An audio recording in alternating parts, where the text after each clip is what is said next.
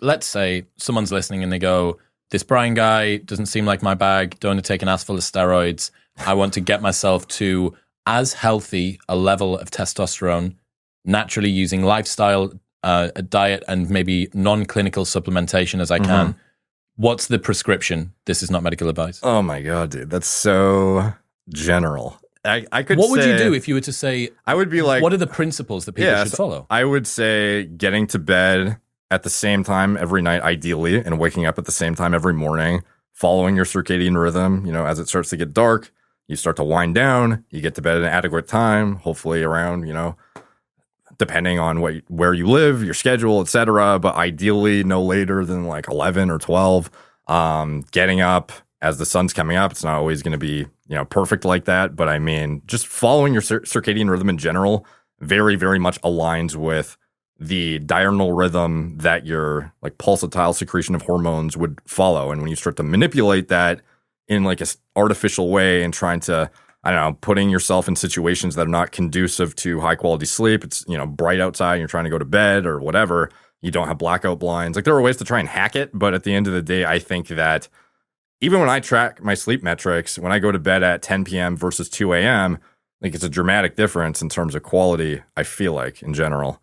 And I don't think anyone actually has a full clear answer on that, by the way, because I've asked guys like Huberman and stuff about if I go to bed at 2 a.m., but I sleep 8 hours and I have blackout blinds and I optimize everything, could I get the same health outcomes as if I was, you know, a dialed in like 9:30 p.m. sleeper? Well, what would be the difference between that and just going to another time zone?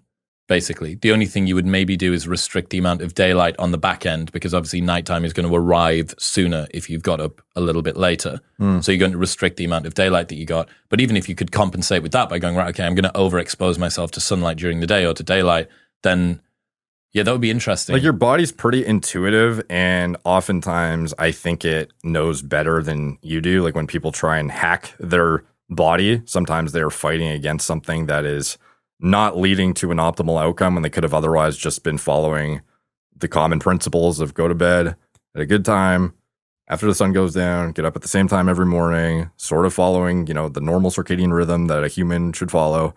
I'm not saying you have to do it, but that's what I would generally recommend. Okay, that's sleep. Yeah. Sleep is sorted. What else is someone doing? Optimal testosterone, naturally. A good proportion of like not depriving yourself entirely of fats in your diet, because some people will very much, especially in the fitness space, will go protein, carbs. They very much want to try and hit their body weight in protein.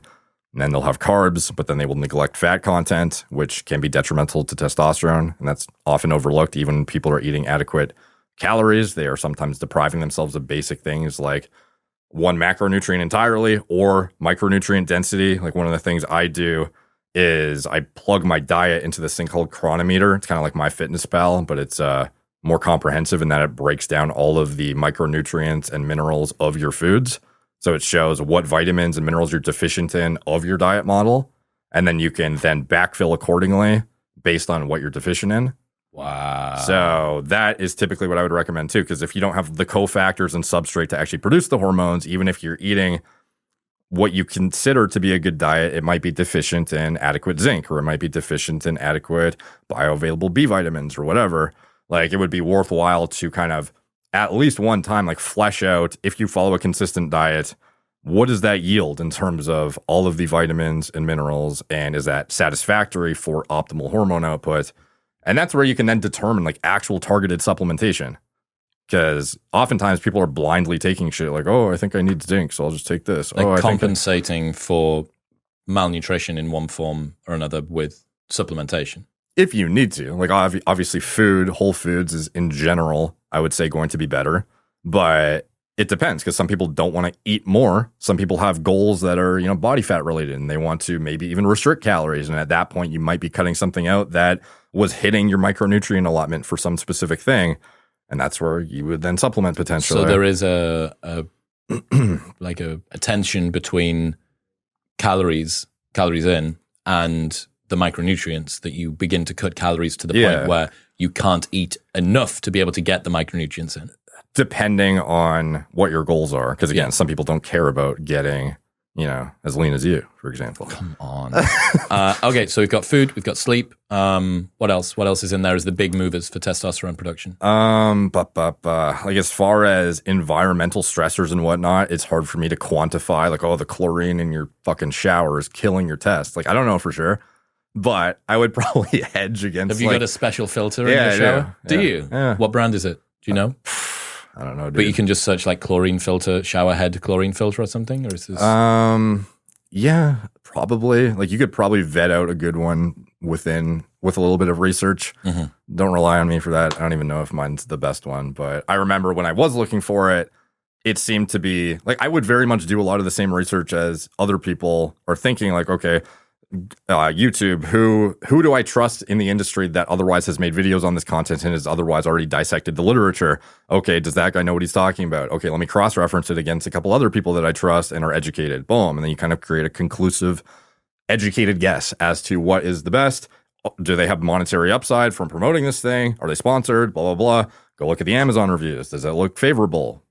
Obviously stuff can be manipulated. You can't ever fully trust anything, I guess. But I mean, you just do your due diligence and try and do what you can. What other environmental factors apart from chlorine? Yeah, like that was a hyper-specific example. Off the top of my head, like I know, I don't know how impactful the receipts thing is. Stop touching receipts, son. Yeah. That's what I'm telling you. So that, I guess. What else? Cooking in like plastics I think is something that could be impactful. Cooking in plastics? Not cooking, like heating stuff up and like storing stuff in plastics, drinking out of plastic bottles, not ideal. Yeah. Okay. We are killing ourselves. I'm traveling. Yeah. I would normally have a glass bottle, but yeah. One thing that I found is a really nice solution for that. A bunch of different companies make glass Tupperware, plastic lid, glass sides, which I'm going to guess is mostly okay because the food's not going to be touching the top. Yeah. All my prep meals are in glass containers. Really nice, super easy to clean. Don't smell as much. If you do end up leaving it for a few days, you don't feel like, oh God, it's infused into the container now and I've permanently got this sort of moldy residue that's going to be in there. Yeah. Steel shakers for using protein and whatnot. Probably some sort of cooler as well would be steel. I'd be interested to know, I'm going to guess that Yeti and companies like that have done a good bit of research into are the metals leaking in at all? Is there any risk of that? Ben Greenfield was on the show and he was telling me that Zevia's the sweet drink, right? He had one of the product development managers at that place on, and they used a special type of aluminium that was leaking less. Aluminum? Aluminium. I'm British, son. We actually have an extra. I was just double checking. I know what you're talking about. Come on now. Come on. You're Canadian. Come on. Do I say stuff weird sometimes? Bits and pieces. I say a boot, apparently. Do you? Are you very polite? I think. Yeah. Well, one of my good friends, Dr. Stu McGill, I landed off a plane, and the first thing he said to me when I got to Canada was, "How are you?" Good. He says, "And how have my countrymen been to you? Have they been polite?" And I was like, "Is this like a joke or is this real?" And he's like, "No." And I was like, "Yeah, perfectly polite." He's like, "Good." And got on with his day. So apparently you're genetically predisposed to being polite. But sorry, the fucking the metal that's in the drink, right? The metal that's in the Zevia can is they've looked at formulating that in different ways. So people are certainly coming around to it, but I was walking through Whole Foods with a bunch of friends that are big into the health and fitness, anti-seed oil, anti-estrogens in everything, et cetera, et cetera. And I was like, what about that? Can I have that? And they were like, no, can't have that, can't have that, can't have that. I was like, what about those candles over there? And they said, no, full of estrogens, can't have that. Fucking incense over there, that's got it in. So if you actually wanted to adequately assess the impact of these things, though, like, again, how impactful are they at the end of the day? Like, even things like your lifestyle, your exercise regimen, all super impactful above and beyond the sleep, the diet, the exposure to all these toxins, etc. Doing blood work, I think, is absolutely warranted to have a baseline as early as possible, where it's, your peak hormone output, 21, 25 years old, have some sort of baseline profile that is comprehensive. So then if something goes awry, you can then go back and identify where there are deficiencies, imbalances, etc., what went wrong and why.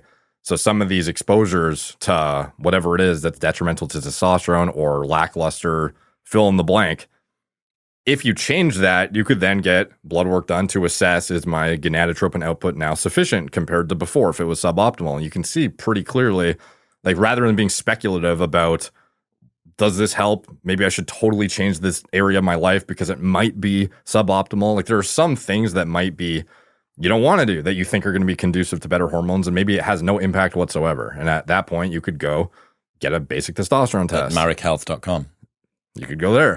That would be a worthwhile place to go. I'll do your ad reads for you. It's all right, thanks, man. bro. I appreciate it. What's happening, people? If you enjoyed that, then press here for the full, unedited episode.